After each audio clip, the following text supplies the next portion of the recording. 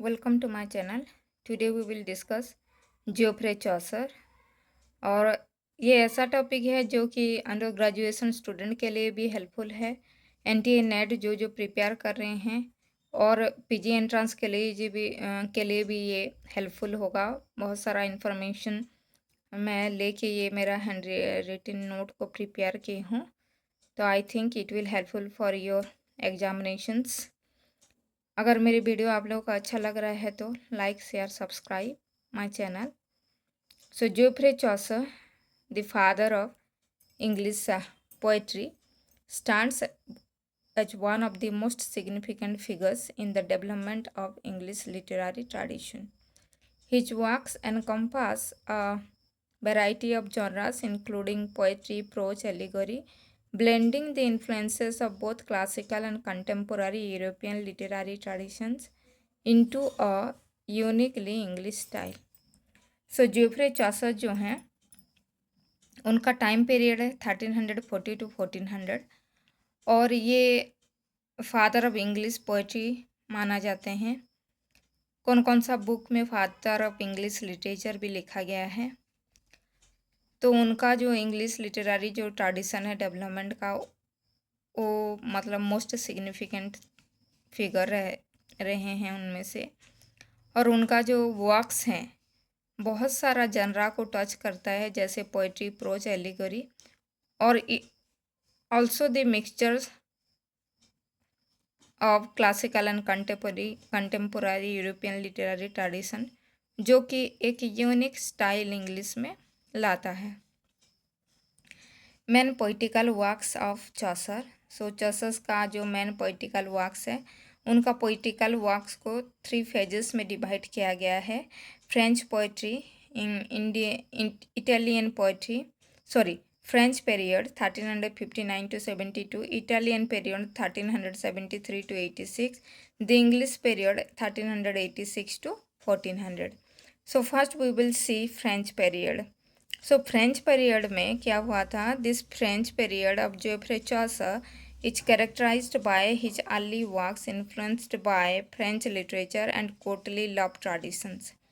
तो French literature और courtly love tradition से इन्फ्लुएंस हुए थे फ्रेंच पीरियड में, और during this time he was inspired by French poets like Machaut, Guillaume de Lorris and Jean de Meun. ये लोग सब फ्रेंच राइटर्स हैं, उनमें से वो क्या हुए थे, इन्फ्लुएंस हुए थे उनका राइटिंग्स से, और इन्फ्लुएंस होके वो फ्रेंच पीरियड में अपना वर्क्स स्टार्ट किए थे लिखने। तो उसका की एस्पेक्ट हम लोग देखेंगे, जैसे कि इन्फ्लुएंस ऑफ फ्रेंच लिटरेचर से वो इन्फ्लुएंस होके लिखते थे, जैसे कि the book of Duchess and his translation of Roman de la Rose, जो कि फ्रेंच लैंग्वेज में पहले लिखा हुआ था।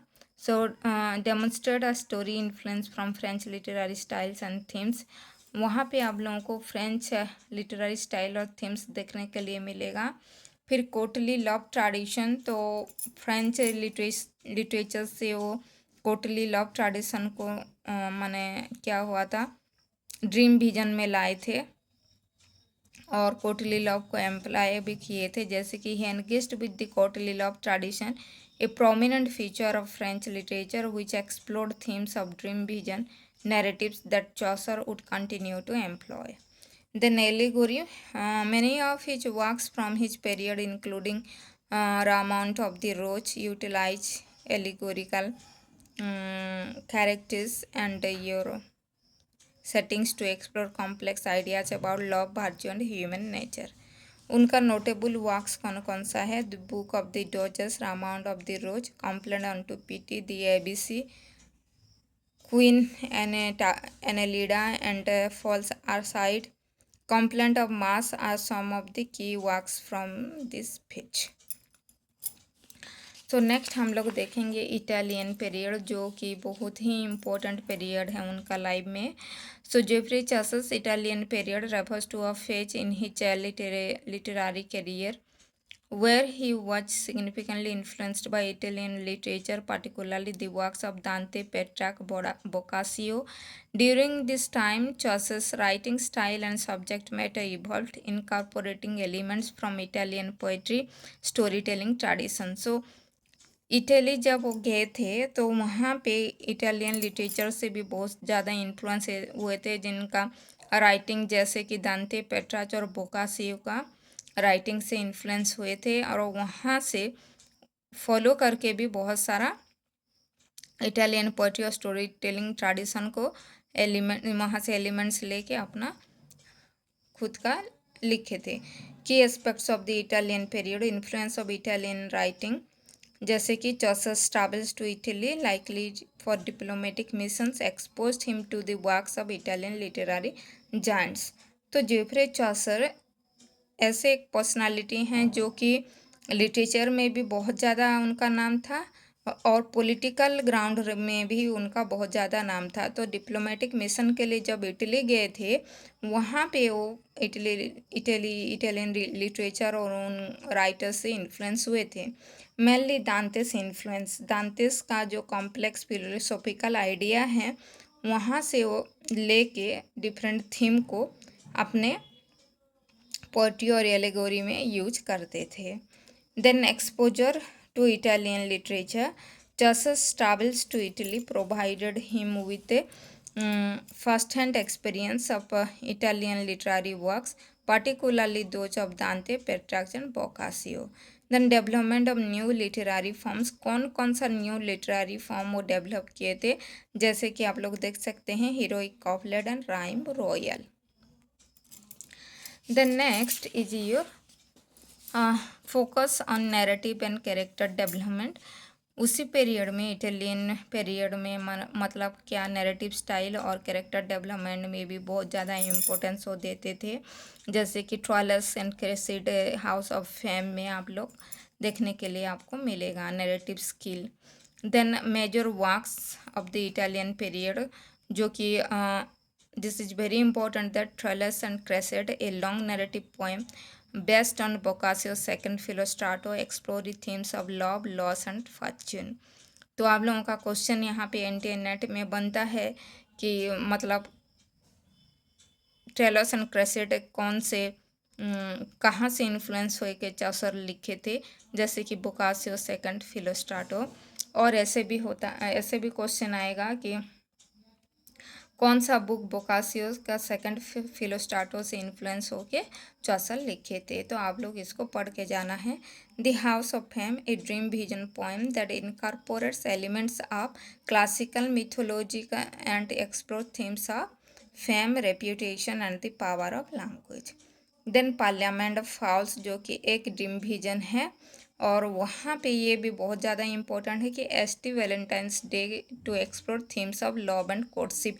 इसको यूज किए थे एसटी वैलेंटाइंस डे को. वो क्या किए थे, a dream vision poem that uses the imagery of birds gathering on ST Valentine's day to explore themes of love and courtship.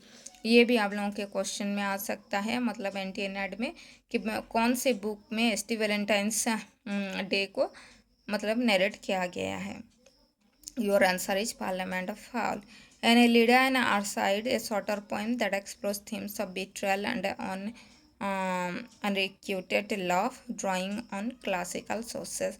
So यहाँ पे ये betrayal के ऊपर themes लेके लिखे थे. मतलब you can see उनका versatile राइटिंग्स था, डिफरेंट कैटेगरी को लेके वो लिखते थे. Last one is your English period, जो कि 1343 to 1400 उनका टाइम पीरियड है. Chaucer's English period is the middle English period, specifically the latter part of it often refer to as the age of Chaucer. So इसी period से ही लिया गया है as of चौसर, जो कि 14th सेंचुरी को बोलते हैं. So this period in English, so middle English period, जो कि ओल्ड इंग्लिश पीरियड से इन्फ्लुएंस हुए थे, फॉलो किए थे और precede early modern English period. So यहाँ से early modern English period start होता है. So age of Chaucer, this term specifically denotes the latter part of the middle English period named after Geoffrey Chaucer due to his significant influence on English literature.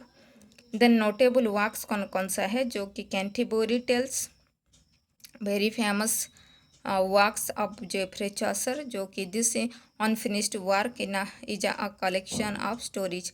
Again, your question is that which work is unfinished of Chaucer, that is Canterbury Tales. यहाँ पे एक group of क्या होते हैं, pilgrims होते हैं, और इन लोगों को क्या होता है, offering a vivid portrayal of English society in the late 14th century. तो यहाँ पे बहुत सारे ग्राउंड के कैरेक्टर को लिए हैं सोसाइटी का, और यहाँ पे सोसाइटी का डिफरेंट पिक्चर को दिखाए हैं। So the book of Duchess an elegy written for Blanche of Lancaster, the Dutch of Lancaster and Duchess of Lancaster and wife of John of Gaunt, showing Chaucer's skill in incorporating French poetic tradition. So these are very important works of Geoffrey Chaucer. So I think it will helpful for your upcoming all examinations. So thank you.